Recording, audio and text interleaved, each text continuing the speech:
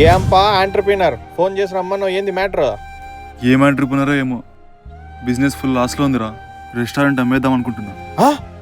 అదేంటది పెట్టి 3 months కూడా కాలే, అప్పుడే అమ్మేద్దాం అంటున్నావు? పక్క రెస్టారెంట్లో రోజుకి ₹1,00,000 జరుగుతుంది. మరి నాది నెలకి 50,000 కూడా జరగడం లేదురా. స్టాఫ్కి చూస్తే శాలరీ కూడా ఇవ్వలేకపోతున్నా. వాళ్ళు రోజుకి 1,00,000 సంపాదించడానికి 3 years పట్టిందిరా. నువ్వు పెట్టిన 3 months లోనే అమ్మేద్దామంటే ఎలా చెప్పు? ఏమోరా, ఈ రెస్టారెంట్లో డబ్బులు సంపాదిస్తున్న నమ్మకం కూడా నాకు లేదు. ఎవరన్నా ఉంటే చూసి అమ్మేద్దాం. సరే, ఎవరితో మాట్లాడుతానుండు. రే, ఓ పార్టీ దొరికారు, కలుద్దాం రా. రెస్టారెంట్ అమ్మాలనుకుంటున్నాను.